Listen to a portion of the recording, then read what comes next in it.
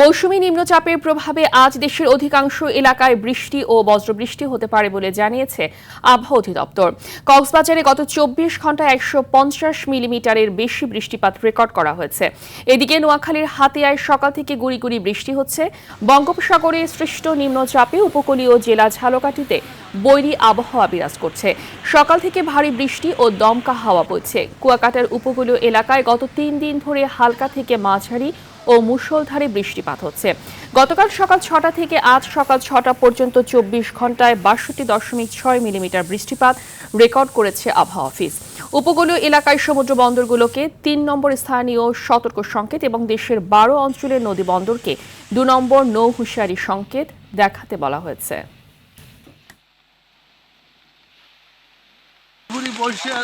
ব্যবহার চলতে আছে, কোনো টিকিট নাই, কিছু নাই। আমরা তো ঘুরি ঘুরি কোনো পয়সাই পাই না। মিষ্টি লই বই চলমুখী বেশ চলমুখী হলমু মেরাই জানেন ভাই, কোনো ইনকাম নাই। বন্যার আবাস দেখাচ্ছে, রোডে পেটের দায়ে আমরা রিক্সা নিয়ে বেরিয়ে হয়েছি। কামাল দিকে রোডে তো কোনো লোকজনই নেই, বাসা থেকে কেউ এই বৃষ্টির মধ্যে বাইরে নাই। নিম্নচাপে উপকূলীয় অঞ্চলে সর্বশেষ পরিস্থিতি জানাতে পটুয়াখালী রাঙ্গামালী থেকে সরাসরি যুক্ত হচ্ছেন সহকর্মী আয়ুব খান। আয়ুব, মৌসুমী নিম্নচাপের প্রভাবে এখন সাগরের অবস্থা কেমন দেখছেন এবং এই মুহূর্তে জেলেরা কোথায় অবস্থান করছেন জানাবেন। জি, আপনাকে ধন্যবাদ। আসলে সাগরে লঘুচাপটি আসলে নিম্নচাপে পরিণত হওয়ার ফলে কিন্তু সাগর এই মুহূর্তে উত্তাল রয়েছে। আমি এই মুহূর্তে রয়েছি রাঙ্গাবালির চরমন্তা যে খেয়াঘাট রয়েছে, সেই খেয়াঘাটে। আপনি ঠিক আমার দেখতে পাচ্ছেন আমার পিছনে কিন্তু যে দক্ষিণ বঙ্গোপসাগরের যে মোহনাটি রয়েছে, সেই মোহনাটি কিন্তু এই মোহনাটি দেখলেই বোঝা যায় যে এইটা সাগর কতটা উত্তাল রয়েছে। বলছিলেন আপনি যে জেলেদের কথা, আমরা গত ২ থেকে ৩ দিন ধরে দেখছি যে চরমন্তা সহ রাঙ্গাবালির বিভিন্ন ঘাটে মৎস্য ট্রলার গুলো কিন্তু অবস্থান করছে। ঠিক এই মুহূর্তেও কিন্তু সাগর থেকে একটি ট্রলার নিরাপদে স্থানে আসার একটি চিত্র আপনাদেরকে ক্যামেরা পার্সোনার মাধ্যমে দেখানোর চেষ্টা করছি।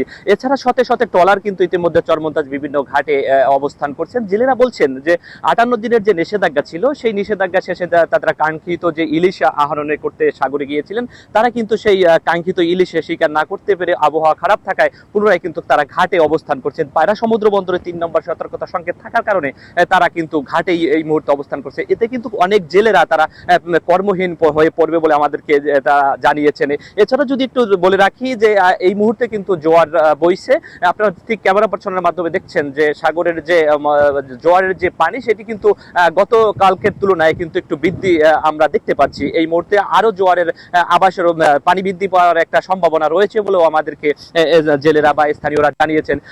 আপনার মাধ্যমে আরো একটি বিষয় আমি যদি একটু জানিয়ে রাখি, আপনারা জানেন যে এই মুহূর্তে কিন্তু আমন মৌসুম চলছে। সেক্ষেত্রে কিন্তু বিভিন্ন জায়গায় কিন্তু এই মুহূর্তে যে বীজতলা রয়েছে, সেগুলো কিন্তু পানিতে প্লাবিত হয়েছে। এই বর্তমান এই মুহূর্তে যে আবহাওয়ার পরিস্থিতি যদি একটু জানিয়ে রাখি, সকাল থেকেই কিন্তু ভারী বৃষ্টিপাত হচ্ছিল। এই মুহূর্তে বৃষ্টি না থাকলেও মেঘ কিন্তু মেঘাচ্ছন্ন রয়েছে। আর একটু বিষয় যদি আপনাকে যুক্ত করি, সেটা হলো যে পটুয়াখালীর যে রাঙ্গাবালী উপজেলা রয়েছে, সেটি কিন্তু আসলে দুর্যোগপূর্ণ একটি এলাকা। এখানে কিন্তু আগে থেকে বিভিন্ন বেড়িবাঁধ, যে বেড়িবাঁধ গুলো কিন্তু নাজুক রয়েছে, সেই নাজুক বেড়িবাঁধ দিয়ে কিন্তু স্বাভাবিক যে জোয়ারের পানি, সেটি যদি বৃদ্ধি পায় তাহলে কিন্তু অনেক প্লাবিত হওয়ার সম্ভাবনা রয়েছে।